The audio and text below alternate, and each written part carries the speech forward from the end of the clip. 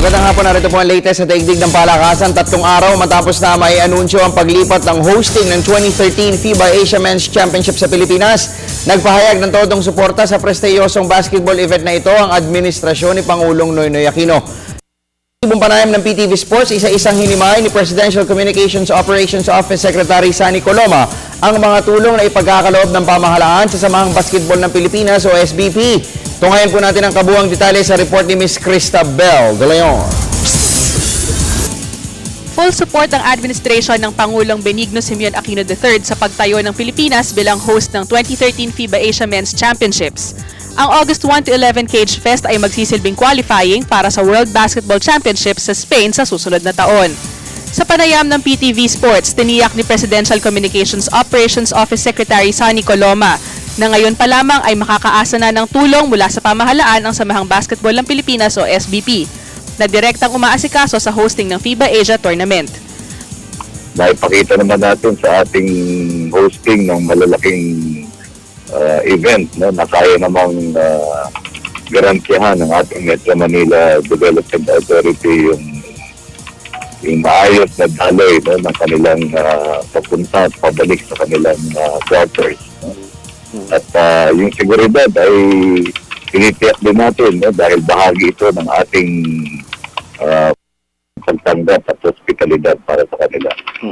Kaya kung ano man ang nararapat ay gagawin natin yun, no, para patunayan na tayo ay karapat-dapat na maging host ng mahalagang torneyong ito. At tulad ng tourism slogan ng bansa, nais ni Coloma na i-exemplify ng mga Pinoy hindi lamang ang ating bantog na hospitality, kundi maging ang ating kakayahang mag-organisa ng maayos na event. Yung maayos at walang kaproblema-problemang pagdaloy, no, at pagpapaganap ng torneo. No? Yung bang lahat ng mga manonood magiging maginhawa, no, ang panonood nila, yung officiating ay nasa ayos, no, nasa patakaran ng International Basketball Federation. Umaasa rin ng kalihim na magiging mainit ang pagtanggap ng mga Pinoy fans sa lahat ng mga delegado at magiging patas rin ang ating pagtingin sa lahat ng mga foreign rivals. Yung mga spectators, no, ay magiging magalang at kahit sila ay masiglang mag-chill, no, para sa home team, ay gagalang din naman at papalakpakan din yung kahusayan ng mga dumadalaw na pangsat. Kasunod nito, buo ang tiwala ni Coloma na matapos ang mahabang panahon, makakakuha ulit ng slot ang Pilipinas sa World Basketball Championships na huli nating nilaruan noong 1978. Showcase ito, no, ng kahusayan ng Pilipino at siyempre ang pinaka-corona na gusto nating matango dyan ay yung makausad tayo na mag-qualify doon sa mas mataas pa ng angkas sa kompetisyon. Sa pangunguna ni National Coach Chot Reyes, asam ng Gilas Pilipinas sa masikwat ang isa sa 3 World Championship spots na nakataya sa FIBA Asia Men's Championships. Para sa PTV Sports, Cristabel De Leon, Telebisyon ng Bayan.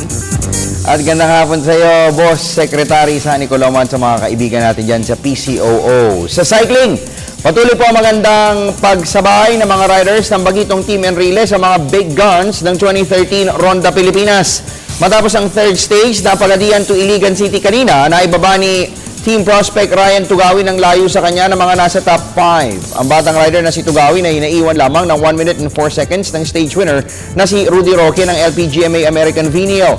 So overall, individual classifications ay nasa 11 2 seconds pa rin ang hinahabol ni Tugawin, pero mas mababa na po ito sa mahigit 12 minutes kahapon. Sa ngayon ay si Larry Barnachea na nasa pang 44 ang may pinaka-impresibong performance sa mga riders ni Cagayan Province Congressman Jack Enrile. So overall team classification ay nasa 11th spot ang Team Enrile na pinipidala ni na Jonathan Paras, Juancho Caliorina, Michael Fernandez, Julius Diaz, Carlos Nadiahan at Gary Nieres. Bukas ay ipahinga po ang natitirang 92 riders ng Ronda Pilipinas bago po nila simulan ang aksyon sa Visayas stage bukas. At bagamat na pag-iiwanan po ang kanilang koponan, tiwala pa rin po si Team Enrile Manager Alex Villana, gaya ng iba pang stars ng Ronda Pilipinas, nagpe-pacing at nagpapakiramdaman lamang ang kanilang mga pero pushers. Samantala, inangkin naman ni Road by Philippines sprinter Erickson Obosa ang first stage bago na agaw ni Santi Barnachea ng Philippine Army Navy Standard ang red jersey ng pagharian niya ang stage 2 noong isang araw. Sa iba pang balita, nagpalitan ng maaanghang na salita sina longtime billiards patron Perry Mariano at BSCP President Arturo Ilagan. Ito'y kaugnay ng pamamalakad di umano ni Ilagan sa Billiards NSA at sa pagkakasibak sa mga prize queue artist ni Mariano sa national pool. Ang kabuang detalye sa report ni Veteran Sports columnist Flor Perez.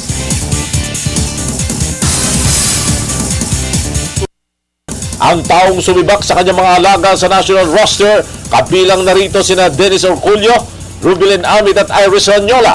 Ang tatlong perennial SEA Games gold medalists ay tinanggalan ng pwesto sa national team ni Ilagan upang magbigay daan sa mga mas batang atleta.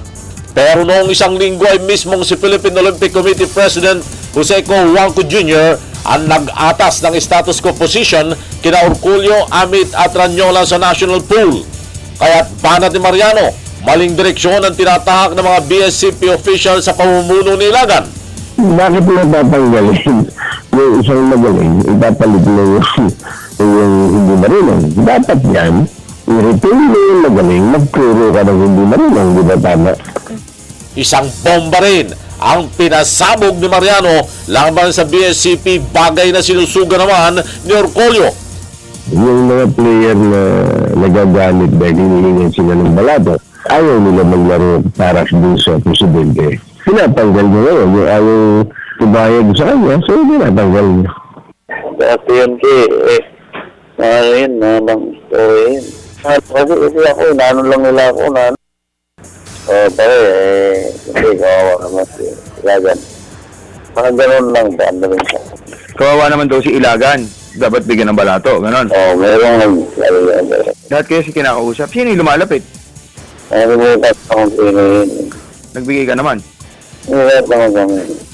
Samantala, isang galit na Ilagan naman ang nakausap ng PTV Sports matapos na mabalita ng mga paratang laban sa kanya ni Mariano. Siguro magbuti yung nagsabi nun sabihin na niya na ako, didemanda ko na lang siya. Wala. Mario, kasi bakit naman ako hihingi ng balato? O gusto nila na solohin na nila. Yung professional gusto nila hawakan na nila ang PSC para sila nang magkukuhan. Sila poponduhan ng PSC ang mga biyahe nila at tapos pag nanalo, silang kikita, di ba? They want to take over Kasunod nito, ibinalik ni Ilagan ang sisi kay Mariano kasabay ng paggiit na hindi siya ang nag-alis sa grupo ni Orculio. Hindi, naglabas ako ng communication na kung hindi sila titip as members of the national team, then I had to replace them, di ba? For a long time, for more than 1 year, ayaw nilang pumirma.